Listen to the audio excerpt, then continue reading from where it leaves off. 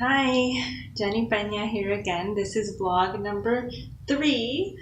If you haven't watched 1, that's where I introduce myself, so I don't have to keep repeating about who I am and stuff like that. You can just watch number 1. It's short, it's like 5 minutes, and why I'm doing this. And then vlog number 2, we go into the first section, which was about ourselves, regulating ourselves as parents.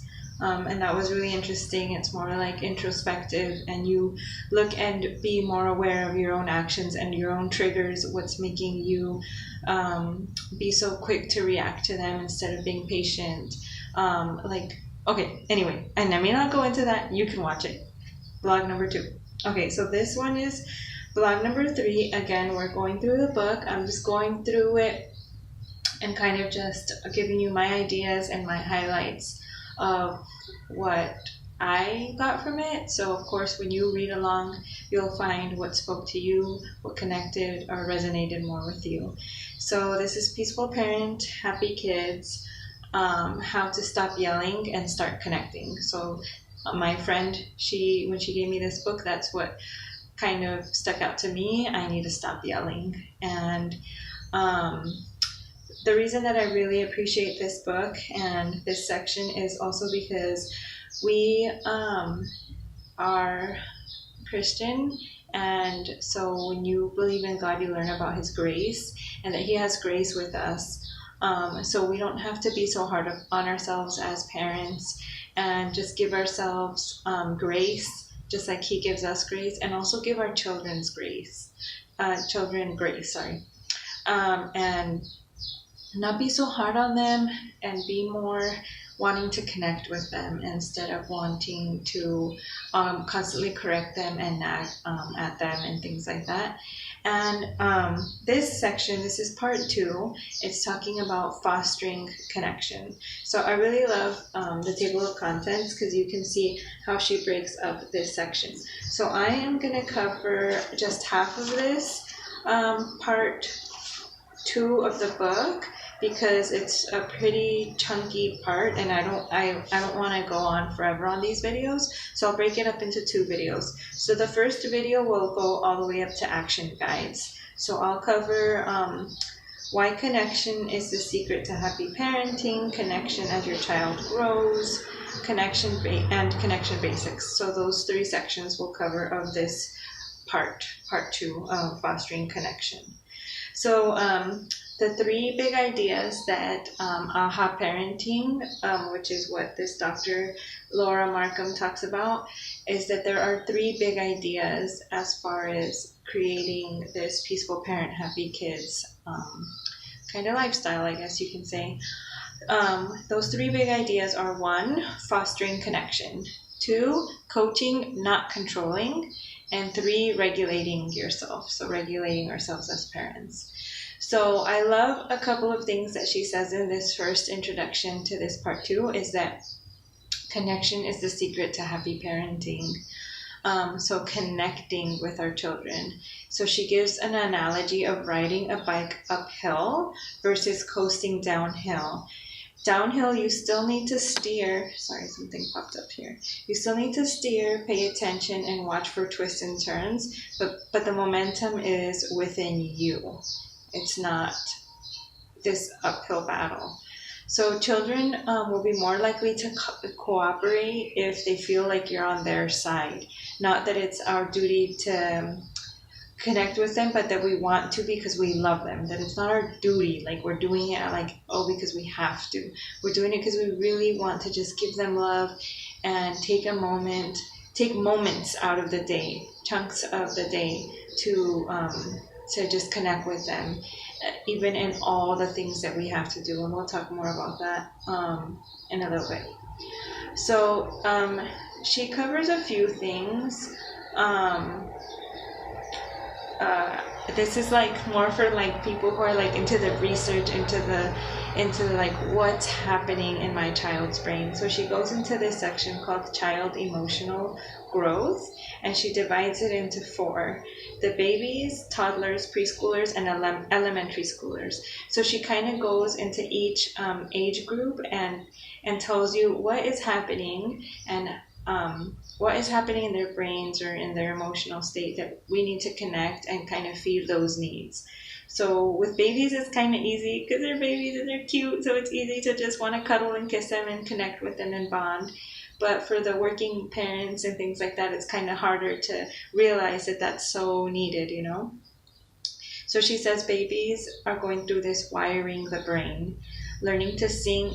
They learn from us, so we sync with them, kind of bonding.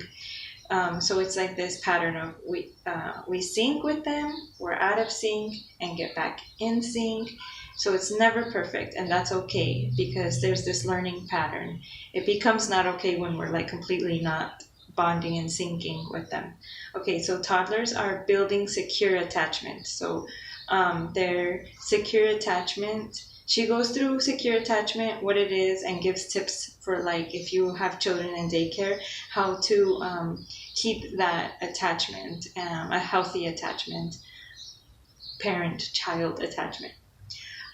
So they're just learning. In this section, she talks about how they're just learning that we are their safe zone, and they can wander and do all these things and come back to their safe zone, and we'll be there for them and be there to fulfill their needs.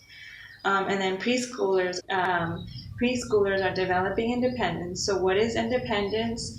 She talks about what is independence, what it's not, what independence does not look like, and the consequences of pushing them too early to this independence that we think that they need to have.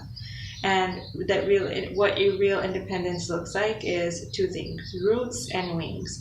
They're rooted in this attachment with us to then be able to have their own wings to have their own control and confidence. So it's roots is secure attachment. They know that we are there for them. And then wings is giving them control, guiding them, encouraging them as they build their confidence. So she also talks about how society thinks that independent children like don't cry when their parents leave and they can be with strangers and that's healthy. And she says that it's actually not. And she shows like a research where a child who was not crying actually had a higher faster heartbeat or something like that she was talking about. So it was interesting to see that, you know, it's not so much like, oh, well, let them cry. They need to learn to be independent and self-soothe and all these things. So she kind of talks about that.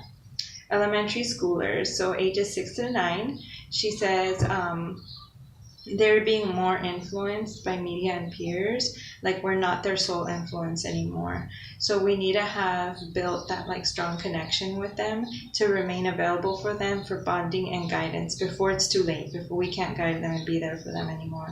So the goal is to build a strong relationship, a solid foundation to get through those teen years when they can become rebellious or be influenced by other things and people in their surroundings. So how to build this relationship? So she said she gives 3 ideas. Develop family rituals that foster connection. So an activity that everyone looks forward to and happens consistently, not just like birthdays or holidays and stuff like that, but like maybe daily or weekly things that you guys do together that they look forward to. And I remember reading a book a couple years ago that this reminded me of. It's called, oh wow, I'll have to look it up for you guys and I'll post it in the blog or the YouTube comments. So, hey baby. So, okay, I'll get it for you. So resist sending them off. So this is the second tip. That was putting it into practice. That was really hard. Okay, so going back. So the second thing is resist sending them off to something to get more time for yourself to get things done. So if you're constantly scheduling things, like resist scheduling that one more thing so that you can send them off so you can have more time for yourself, and use that time to hang out with them and have quality time with them. And then, okay, so then the third one is take cues about independence from your child. In between them doing grown-up things, their big kid things, they'll come back for extra attention. And they might come back into this, what she calls baby self, which is, their neediness, or even talking like a baby, or wanting to be held like a baby and things like that. So take cues from them. If they need that bonding experience, give it to them. And if they want to go and do their own thing, then give them the space to do that as well. Okay, so then she goes into this section called Connection Basics. Positive strategies versus punishments. So listening, resist punishing, attend to any riffs. Punishing diminishes the closeness and erodes our influence upon them as they grow. And so my side note on this is that I can relate to that, because growing up I felt like my parents had their own things going on. They had a lot of stuff going on. So they listened less and they punished more. And I feel like that created a resistance and rebelliousness in me that maybe if they would have taken a step back and kind of fostered that bond, it would have been a bit easier for me growing up, maybe. They know this, so I don't feel bad talking about it, because we've talked about it and we've forgiven each other, and yeah, life is great with my parents now. But I don't want to repeat that cycle with my children, knowing what I know now and knowing that it's within me and my own self to do it. And I'm not even going through half the things that my parents went through. So I don't have that kind of stress and issues. So I can do it. We can do it. Okay. So yeah. How to connect more deeply with your child. So page 57, I really like this quote. Free up the time daily to make the closeness happen. Okay, so how earn your child's trust with our own daily behavior. Every interaction creates the relationship. How we handle the good and the bad.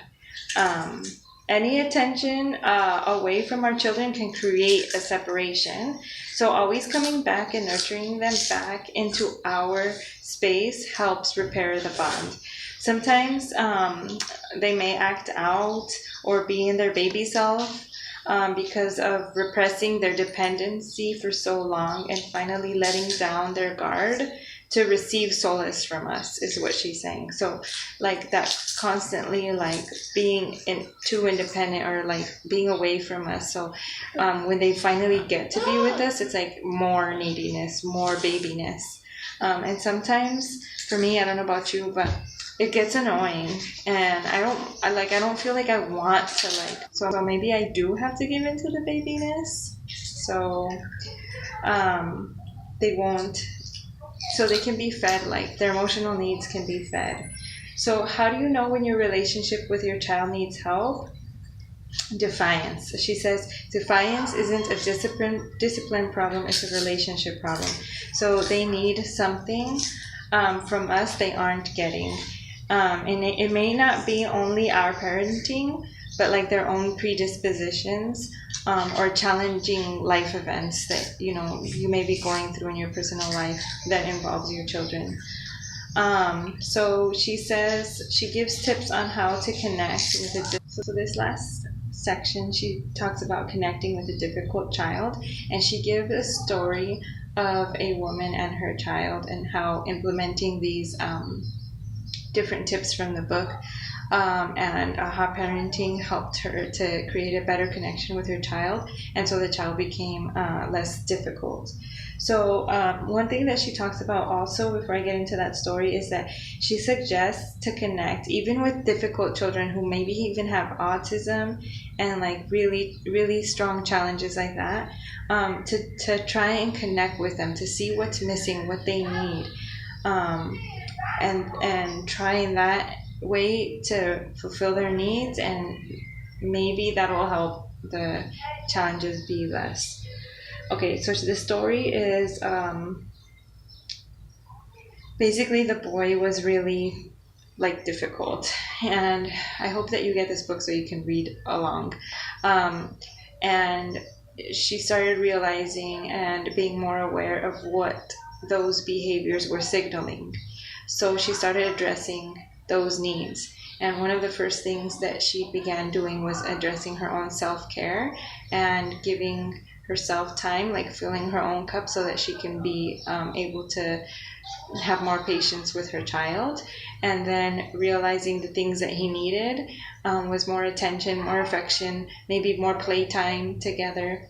And as she was giving him more of this need, fulfilling his needs, he was there were still challenges, but they weren't as strong. They weren't as difficult to deal with. So I encourage you, and I'm trying to do that too. And I've even noticed it within our own children and my own family, just giving them more affection in little times in the day. Like, I want to wash the dishes without this child crying on the floor. So before I go do that, I'll sit down and hug him and hold him and kiss him and play with him and something. And then tell him I'm going to go wash the dishes now, and then go do what I need to do. And yeah, I hope that helps you. That's the first part. That's the first video vlog of the first part of part 2. Does that make sense? This is part 2, but this is like half of it. The next part is going to be talking about action guides. So actually what we can do, and yeah, action, take action. All right, bye guys. Thanks for watching.